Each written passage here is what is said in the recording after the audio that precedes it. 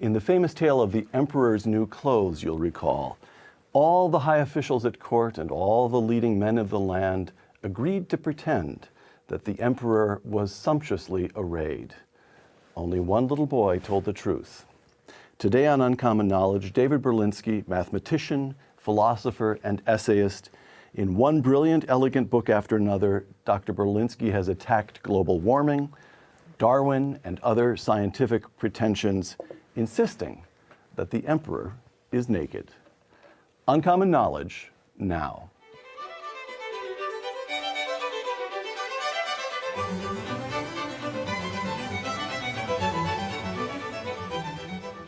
Welcome to Uncommon Knowledge. I'm Peter Robinson, a mathematician, philosopher, and essayist who has taught at institutions including Stanford, Rutgers, and the Université de Paris. David Berlinski is the author of books including The Devil's Delusion, Atheism and Its Scientific Pretensions, The Deniable Darwin, and the forthcoming, to be published next year, The Best of Times, which the author has been kind enough to give to me in galleys. David Berlinski, welcome. Thank you very much for having me again. Scientific Pretensions. From The Devil's Delusion, quote, "A great many men and women have a dull, hurt, angry sense of being oppressed by the sciences. Oppressed by the sciences. They're frustrated by endless scientific boasting. They suspect that the scientific community holds them in contempt. They are right to feel this way." Close quote. David, explain. Don't you kind of think that one is obvious? I mean, when you run into any kind of group of scientists, I mean, not the low-level scientists, the bottom feeders, but physicists or mathematicians, they really don't waste any time telling you how much smarter they are than you. I mean, that's true. We all have that experience. I mean, the global warming issue is one issue. The biological issue is another issue. But it's more than that. It's kind of this feeling that because they're so smart, and that's true, they are smart, no question about that, they have accepted as an obligation and as a pleasure the prerogative of telling the rest of us what to think, not only about the sciences, but about everything. And that is oppressive. Well, we'll come to the 20th century in a moment with the gruesome aspects of the 20th century, but there were some splendid aspects of the 20th century, including, for example, electric light, indoor plumbing, decrease in infant mortality, and wouldn't the scientific establishment say, we scientists brought that to you. You owe us some deference. Science gets places. It enables lives to become better, more comfortable, healthier, more rewarding. Well, do we really want to say that an immense amount of deference is due to the community of physicists for the invention of the indoor toilet? I don't know, that seems a stretch to me. I love the toilet as much as the next man, but it's a 19th century invention, not a 20th century invention. And it had very little to do with the sciences. It was a brilliant example of technology applied successfully. Also electricity, lighting. Penicillin. I've got you on that one, haven't I? Terrific invention. Couldn't be better. Agreed. It's a great achievement. There's no question about it. But the issue is not this particular triumph. Look, I mean, quantum field theory is a great achievement too. Mathematics in the 20th century is a profound achievement.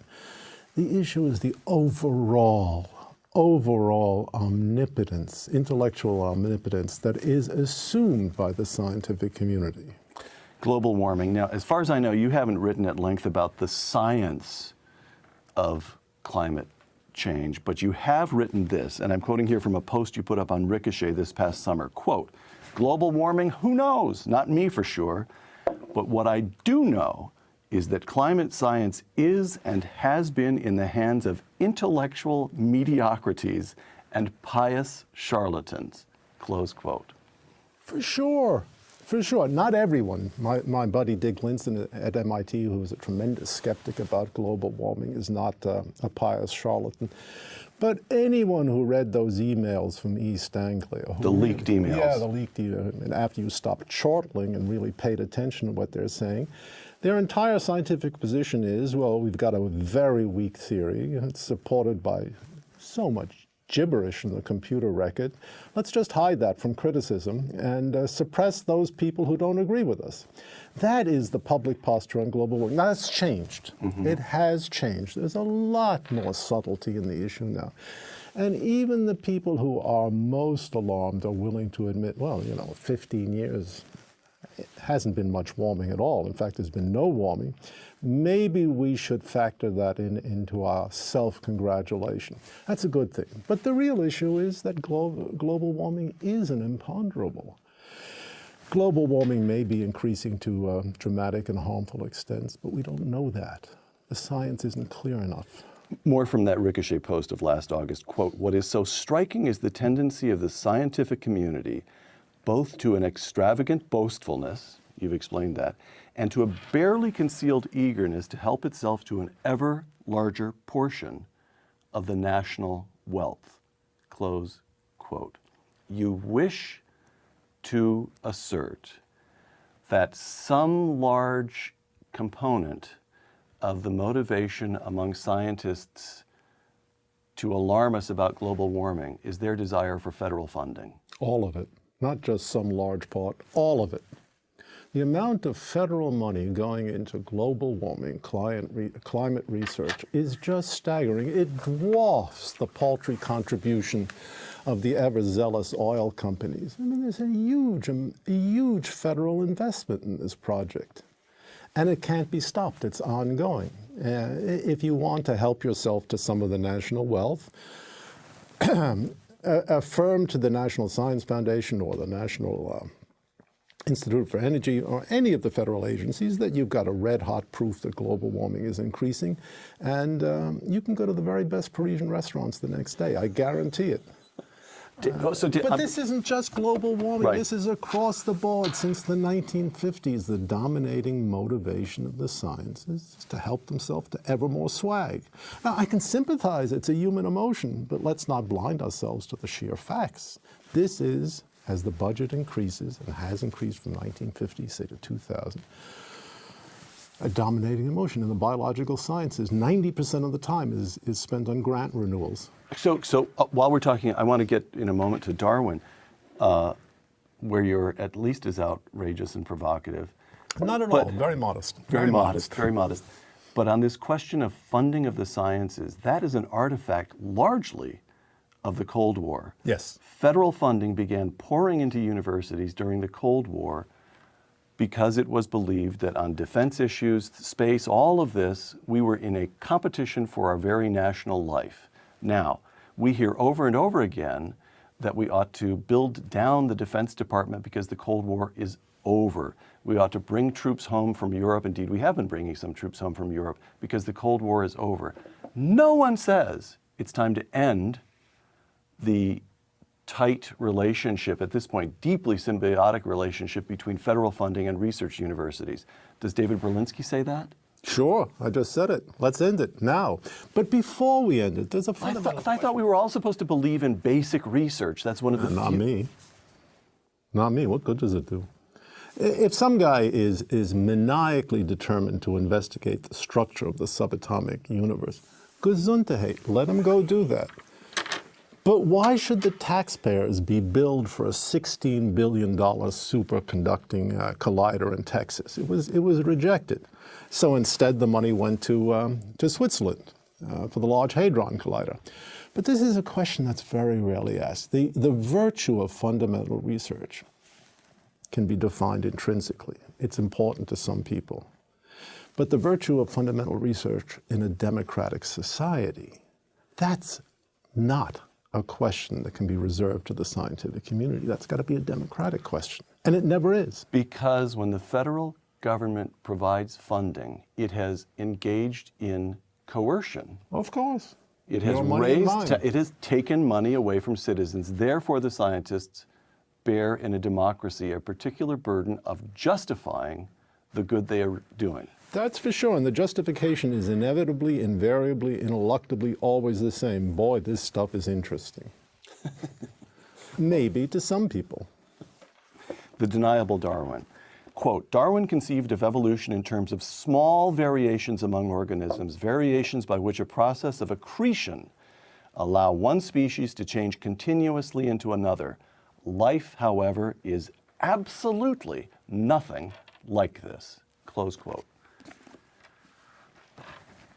You know, the right way to think about Darwin's signal achievement to 1859, and it is an achievement, there's no question about it, is to say it's in the tradition of Newtonian mechanics, where the underlying structures of change are all continuous. They move seamlessly. You can't do Newtonian mechanics without the assumption of continuity. Mm-hmm. In certain respects, it was a natural assumption for Darwin to make. It was the next step. If this works for the orbits of the planets, the continuous motion around the sun, elliptical motion around the sun, well, something like that might well work for the changes in species. That was a dramatic idea in 1859.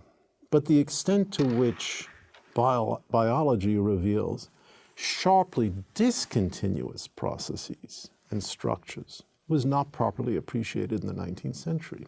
I mean, speciation is still a hypothetical event. We have very few dramatic examples of the transmutation of species. It may be possible, but you know, it's also possible to transmute base metals into gold. It's just very expensive. It's not what happens ordinarily. Mm. So, for example, again, in the Deniable Darwin, you write about the Cambrian, the so-called Cambrian explosion. Right. The fossil record before the Cambrian era, I'll try not to get this wrong, to me the Paleolithic and the Cambrian, that's all, but we get a fossil record that's very thin before the Cambrian of 600 million years ago. And then the Cambrian comes along, and suddenly there are a lot of species in those rocks, and we don't see them gradually taking shape. The species appear fully formed, and they exist, and then some of them become extinct, but we don't see them developing. We just see them as they are, as long as they exist. Correct? Not entirely. No, correct. okay. Close. All right. There is a very rich body of evidence about life forms before the Cambrian. Oh, there is. All right, I was mistaken. Ediacaran strata. The real puzzle, and it is a much deeper puzzle, is that they seem to be uncoordinated with what takes place in the Cambrian. We have one set of organisms before the Cambrian explosion. We have an entirely other set of organisms after the Cambrian explosions. And if you take a Cambrian structure and you move it back, you frog step it back in time, there comes a point where all the paleontologists can say is, well, there must be ghost lineages in the past, but we haven't put our hands on them. A long time to be putting your hands in the muck looking for those ghost lineages. A long time has passed. And this is something, I want to make sure that the intuition is correct here. This is something that actually ought to be accessible to nearly any layman, because we've all seen movies, American Werewolf in London, in which a human being changes into a werewolf, and you actually see frame by frame the nails grow. You ought to see something like that, albeit at a pace of You're really tempting me now. But you ought to see some sort of transformation from one mode of existence to another. You ought to, right? Isn't that what's missing? We do see profound transformations from infancy to adolescence to adulthood to old age and death. That is a completely unacknowledged example of a transmutation. We all take that for granted. Right. And that demands a profound explanation in its own right. But the transmutation across species lines, that's just been very difficult to see. We see small variations in species, things changing slightly. For example, the beak of the finch changes, but it seems to change cyclically. It gets bigger, fatter, more narrow. The thing has a snout, it doesn't have a snout, goes back to the way it was. We don't see the finch becoming an elephant, for example. All right, that's an extravagant analogy. But even in cases where we seem to see a record in the bones, in the stacked dead of the paleontological record, we really can't quite make sense. Take, for example, the whale transition, about which I've spoken a number of times. Yeah, the modern whale, big, fat, blubbery thing, swims in the ocean, seems to have derived from a land-dwelling animal about the size of a very large rock. I mean, it changes all the time. I used to think it was about the size of a cow. Now it's been demoted in size. What we cannot, and we have the intermediate fossils. We do. Yeah, but what we cannot figure out is how did that happen in the appropriate window of time, about 8 to 10 million years? One thing, we don't have a measure to tell us how many changes we should expect. And for another thing, when we try to compute the changes that would be required to take a 1954 Chevrolet and make of it a Nautilus-class submarine, we very quickly say, thousands and thousands of changes. Well, is the whale any different? We don't know. We don't know. Once again, the deniable Darwin. Time and again, biologists explain the survival of an organism by reference to its fitness, and the fitness of an organism by reference to its survival. Now, I want to make sure I understand what you're arguing there, because whereas what you just discussed requires deep knowledge of the fossil record, which neither I nor most laymen will ever attain, what you're arguing here, I believe, is something that anybody who ponders it for a moment ought to be able to see, which is to say that the fundamental statement of the Darwinian concept, survival of the fittest, is purely tautological. There is no objective criterion by which we can see whether it actually works or not. That is, why has an organism survived? Because it's the fittest. How do you know it's the fittest? Because it survived. So in and of itself, the Darwinian conception doesn't convey as much, well, it's not falsifiable at a minimum. Is that right? Yeah, I mean, it's not a very esoteric point. It was made as soon as Darwin published his work. The objection was raised that the fundamental idea, absent an identification of fitness in qualitative or quantitative terms, is vacuous. And everybody says to himself, yeah, that's right. That's not telling us a whole lot. It may be an important statement in other ways, but it's not telling us a whole lot, because if we don't know what fitness really comes to, a qualitative account of those properties that will allow an organism better to reproduce in the future, then to say survival is attributable to fitness and fitness is evidence of survival doesn't tell us a whole lot we didn't know before. Yeah, sure. Those organisms that survived. Don't have to take Biology 101 to know that. Right. We hear a lot about the scientific consensus in support of global warming, but that is as nothing by comparison with the scientific consensus committed to a Darwinian understanding of the way life emerged and developed on Earth. It's absolute. It's absolute. So here you sit across from me and say, oh yeah, well, the tautological aspect of it was noticed right away. In Darwin's own time, people pointed that out. We've known for decades now that the fossil record is not what you would expect. There are some serious conceptual problems. There are gaps. So why is it that, well, I mean, all you have to do is look at the way every time you write an article, now that we have the internet, you're assailed. The comments are vicious. You're assailed as unprofessional, this, that, and what? There's a level of commitment which is not rational. Is that right? Explain it. Yeah, I think that's true. Look, a lot of what I write, there's a source of deep, indubitable enjoyment poking my finger in somebody's eyes. I'm not going to deny that. And the biological community is so self-satisfied, so smug, so sure they have all the answers that somebody who comes along and gives them a poke in the eye, of course they're going to respond with a form of indignation that is almost rabid. That goes without saying.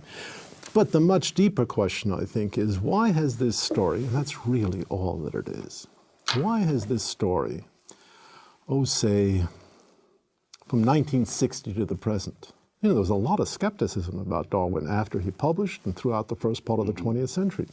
Why has this story become so governing to so many people? Well, one answer is that with the decline of religious faith, with the decline of any belief in the possibility of religious experience, and that's a fact of our contemporary life outside the Islamic world, say, there's a great hunger for a creation story. And what better creation story could be afforded than the one told both by the physicist, Big Bang, who knows how that happened, Darwin, spontaneous emergence and development of life on Earth. No external, transcendental, spiritual creator required, none welcome. That's a powerful motivation. Right. That's a powerful motivation. Design. In the Deniable Darwin, you quote the famous argument, 18th century English theologian William Paley, who said quite simply, if you see a watch, you know there was a watchmaker. That's what the argument comes to, and he used that metaphor. There it is, a very good watchmaker in your case. David Berlinski writes in the Deniable Darwin, quote, it is worth remarking that it is simply a fact that this old-fashioned argument is entirely compelling. We never attribute the existence of a complex artifact to chance, close quote. Do we? Well, I mean, We agree, you see? Bill Clinton, I can quote Bill Clinton in favor of your own argument, which is Bill Clinton, if you see a turtle on a fence post, you know it didn't get there by itself. Same argument. Look, there's a level of skepticism that I think becomes self-defeating. If someone says, looking at a watch, I don't know, sand mixed with water, action of the waves, we all understand right away, without the need for argument. Without the need for argument, that's not plausible. I think any discussion of Darwin and biology has to begin with that acknowledgement that we have very powerful intuitions which have not in any way been overturned by biological research, that the plain facts in front of us suggest a level of complexity which we cannot yet define, agreed, that we find very difficult to attribute to the kind of processes that we see explained in Darwinian theory. Look, even Richard Dawkins says the same thing, and every biologist following Dawkins says the same thing. Living creatures give the appearance of design. Mm-hmm. Francis Crick says, oh yeah, that's true. Well, we've got to remember they're not really design. Why do we have to remember that? Maybe that's the truth. Mm. And that's a truth. That possibility is not acknowledged. Again, in the Deniable Darwin, you tell the story. It's not a story. You give an account of the MIT physicist Murray Eden, who ran some calculations. He estimated that the number of proteins from which life might be constructed numbers 10 to the 50th power, a very big number. And the possible combinations of these proteins from which life might have arisen is 20 to the 250th power, which is a number so large as to be... It's meaningless. Incomprehensible. You write, quote, a number larger by far than the seconds in the history of the world since the Big Bang. And then you write this, quote, in some sense, evolution knew where it was going. What do you mean by that? Out of this incomprehensibly large possibility field, so there must be some mathematical way of describing this. Somehow or other, evolution didn't have time to experiment with all the chances. That's for sure, right? Isn't it? I mean, if we're looking at a space such astronomical size, 250th power, clearly we're not talking about any kind of random search through that space. When I made this point in Paris at a mathematics seminar, my friend René Thom, the mathematician, got up. He immediately became excited by the whole thing. And he said, yes, we need a theory of canalization. And he wandered to the blackboard and he said, let's assume an n-dimensional abstract vector space. And canalization on the vector space, I lost. I didn't understand what he was saying. But the idea immediately is obvious, that when we're dealing with this enormity, there has to be directed paths throughout the space. Now, to say that evolution knew where it was going assigns a degree of agency to evolution that I think is probably inappropriate for sophisticated people like us. But all right, it's a vivid metaphor. So let me quote you one more time from the Deniable Darwin. I want to move on to history, but one more on evolution. You quote the Bible. You quote the Hebrew Scriptures, David. God said, let the waters swarm with swarms of living creatures, and let fowl fly above the earth in the open firmament of heaven, close quote. And then you continue, And who on the basis of experience would be inclined to disagree with the biblical account? An act of intelligence is required to bring even a thimble into being. Why should the artifacts of life be different? Out with it, David.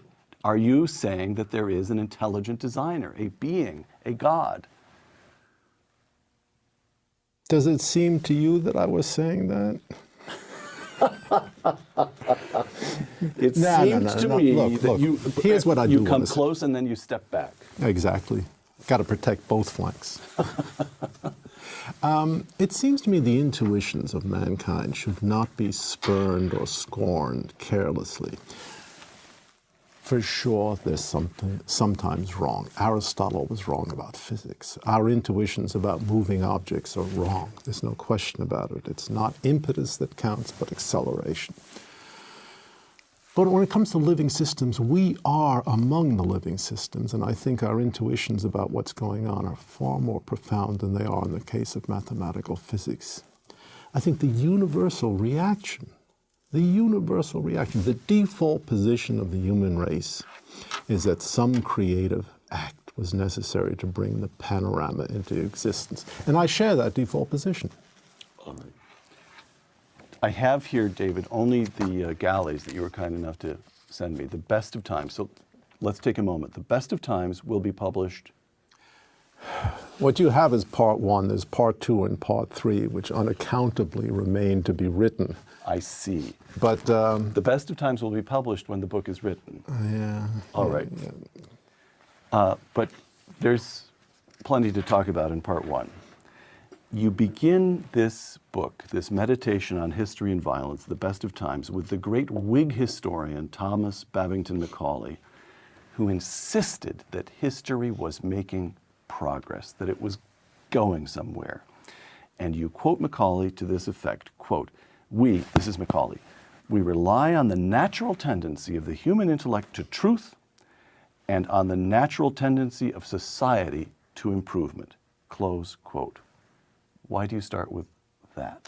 Because Macaulay, writing in 1830, 1831, was expressing a very reasonable assumption about early 19th century society after the French Revolution, after the Congress of Vienna in 1815, that at least in England, we had finally come to a position where we could see all of the Enlightenment promises not fulfilled, but gathering force.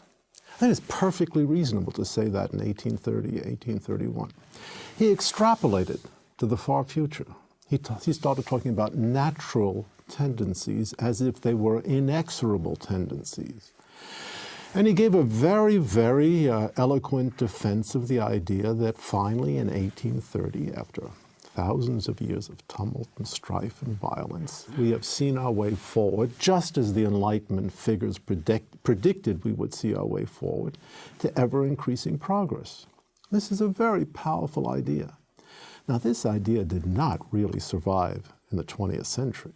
After 1914, between 1914 and, to my way of thinking, to the present time, no one could talk about the natural tendencies of societies toward improvement or the natural tendencies of the intellect toward truth. That would just be absurd. Nonetheless, what is interesting is the idea has come back. And the idea is almost a default assumption of the scientific intellectual community. That's what I find so interesting. Well, the idea, so here's what, you haven't written parts 2 and 3, so. They're even better. I'm sure. Macaulay is writing, I'm testing something out here. I'm saying, the thought is occurring to me as I speak, so I will misstate it. It will occur misshapen and I will misstate it, I'm sure. But Macaulay is writing, it occurs to me, not just when we begin to understand, well, you can gaslight. This is when the toilet begins to change sanitation in London and so forth. But he also feels, I think, a kind of unity of moral and material progress. Oh, yes. And that is not available to us, is it? After the First World War, after Nazism, after the Holocaust, after the killing fields in Cambodia, we're left with material or scientific progress alone. Nobody would argue that moral progress, that our moral life is getting anywhere. Isn't that right? And isn't that, in some ways, doesn't that feed back into the scientific pretension? We're the only part of this civilization that's making progress, that's going anywhere. We scientists. I think that's absolutely true. I think that's absolutely true. But don't forget the Whig interpretation of history, Macaulay's view of history as a progression. If you take away the specifics of Macaulay's view of English, the development of English history, English kingship, a lot of other things, and you just look at what I think is the profound idea that Enlightenment philosophy has given to skeptical and intelligent men and women the only set of tools they could possibly use to come to grips with the world. That is reason, rationality, a faith in progress, a doctrine of equality, and a variety of ancillary doctrines. Mm-hmm. Then you'll find that Macaulay very nicely expresses a kind of opinion about the world that is astonishingly common. It's certainly the default position in the academic world in the United States. Mm. It is true that every university in the country now is talking about solving the world's problems. Oh, sure. One phrase or another, one phrase like that or another is in every fundraising letter you will receive. Well, then you write at some length about the First World War, which is the huge civilizational catastrophe. Immolation of European civilization. And throughout the 20th century, you write that of some 230 million victims of violence slaughtered in the First World War, killed in the Holocaust, starved by Stalin and Mao, the killing fields in Cambodia, and on and on. And then you quote Hannah Arendt. It is in the very nature of things, human, that every act that has once made its appearance and has been recorded in the history of mankind stays with mankind as a potentiality long after its actuality has become a thing of the past. Close quote. That's arresting enough. Here's what David Berlinski adds. I'm quoting you. It is in this sense that the 20th century, having introduced into human history crimes never before imagined, is immortal. It is simply there, an obelisk in human history, black, forbidding, irremovable, and inexpungible. Close quote. I think that's true. God help us, I think it's true. When I read that, I thought to myself, I believe I understand how Germans of my generation feel. They can't get out from under their own history. And they never will. And what you're saying is none of us can get out from under their history or Soviet history. Right. Because we share an identity with humanity itself. To lose that would be to lose something of enormous importance. We cannot allow ourselves to forget what the 20th century really represented. And just as the crucifixion in Christian theology is beyond space and time, so the crimes of the 20th century are in a place of their own. They're not simply incidental acts of violence. They've fundamentally changed the way we should, not the way we do, but the way we should think about human history. To seriously look at the 20th century, the First World War, the Second World War, 60 million deaths, the Holocaust, the inconceivable project of exterminating European Jewry, the Great Terror, Mao's lunatic experiments with the Chinese people, to seriously look at all that. You cannot go back and read Macaulay. You just can't. I mean, you can read him, but you can't take him seriously anymore. And what I find so dismaying is that while I have that particular point of view to espouse, there are plenty of people who are going back to Macaulay, who are saying the same thing. 20th century, well, a lot of rotten things happen, but those are statistical anomalies. They happen from time to time. The First and Second War, well, one of those things that just happens. We should expect a big war every 10,000 years, and we just happen to live through it. That, to my way of thinking, is simply insane.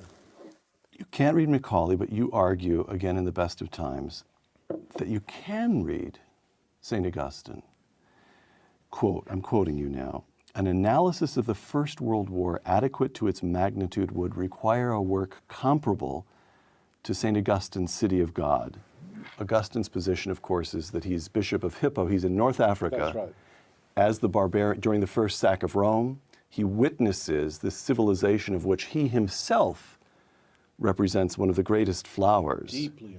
Deeply immersed, deeply educated in the classical works, and he sees across the Mediterranean a civilizational collapse.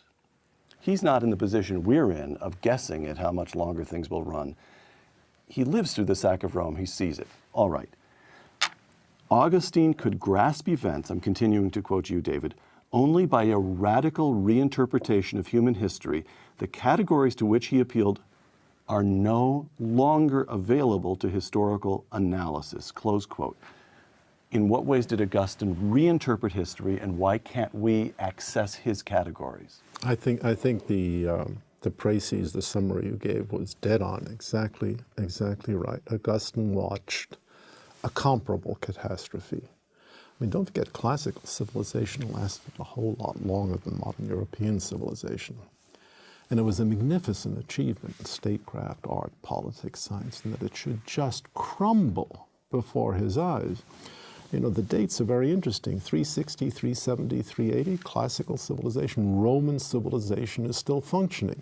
30 years later, Alaric invades, and 30 years later, there's a catastrophe. And Augustine played around with the idea that perhaps there was an explanation in terms of the violence and stupidity of the pagan past. And he actually commissioned someone to look into it. A very interesting book, title of which I forgot. And he came to the conclusion this isn't right. The only explanation adequate, commensurate to the magnitude of events, cannot be historical, it has to be theological. It has to involve a limitation of our association with the city of man and a refocusing our attention on the city of God, and to see the interaction between the two as part of a divine plan. Now, you cannot in the 21st century argue that way anymore. You simply cannot. It's no longer part, for better or for worse, of our intellectual experience. You cannot argue that way, comma, and be taken seriously in faculty lounges. That's right. Isn't that what you mean? Yes. Didn't Benedict XVI argue just that way? I don't know what Pope Francis will argue. Aren't there wise men, aren't there learned rabbis in Israel who insist on grounding? Yeah, I think you're absolutely right. But the point is, we do live in a society where the house of intellect is coordinated with only a finite number of microphones. And those microphones are connected with the academic world and with a certain part of the journalistic world. I think that's true in the United States, it's true in Canada, England, France, throughout Europe. There is a doctrine amounting to a dogma. And according to the doctrine and the dogma, this way of thinking, no matter what Benedict says or what the rabbis in Israel say, is not part of the interpretable canon. It cannot be introduced. Should it be introduced? Would it make more sense? Have we lost something of tremendous value in our culture? Don't forget, we are part of a Judeo-Christian culture. My answer is yes, of course. Of course. We have lost something of value. We cannot think in those terms anymore. We cannot attain the truth about the catastrophe. Well, I don't even want to prejudge it. We cannot attain to the truth about the times in which we live. It's very difficult, and it's becoming progressively more difficult for a very simple reason. Those in a position to know the 20th century from the inside, where the horror really lay, are dying. Which means that for historians to look at the 20th century, they will have to look at the 20th century the way we look at the Napoleonic era now. And the natural human bonds of outrage, sympathy, and horror will be sundered. And this is very alarming. It means that the whole part of the 20th century, which could have been the centerpiece for a reinterpretation of human history, is destined to disappear without a trace. The real meaning. Now, you argue, you come close to arguing for design in science. Are you arguing for some kind of overarching design in human affairs? I believe there must be some sort of overarching design in human affairs, otherwise history is a series of disconnected, rather meaningless events. But I see no evidence that history is a series of disconnected, obviously meaningless events. We can see it whenever we do small historical research. Look, there's an obvious connection between the catastrophe of the First World War, the Russian Revolution, the Russian Civil War, the development and rise of Nazism in Germany, the Holocaust. These things are not random occurrences. They have an inner logic. And if we're sensitive, we can discern the inner logic. And sometimes no great sensitivity is required. Look, it would be inconceivable to think about killing all of Europe's Jews if European civilization had not so successfully killed 9 million of its brightest and most able young men in the First World War. These are connected, coordinated events. David, two final questions. Yes. Let me read to you the antiphon for Mass this very day. A wisdom of our God Most High, guiding creation with power and love, come to teach us the path of knowledge. God, guiding creation with power and love. Do you buy that? I hope it's true.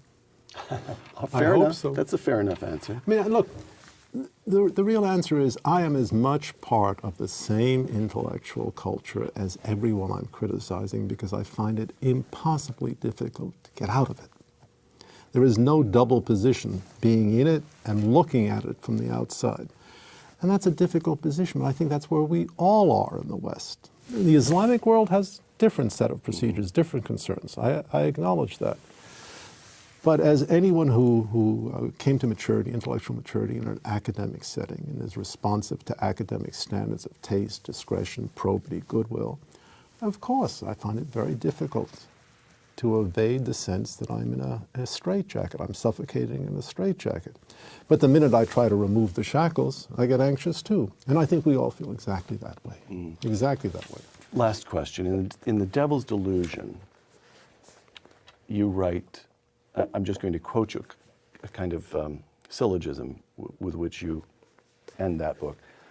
If the universe is contingent, there is no saying whether it existed forever.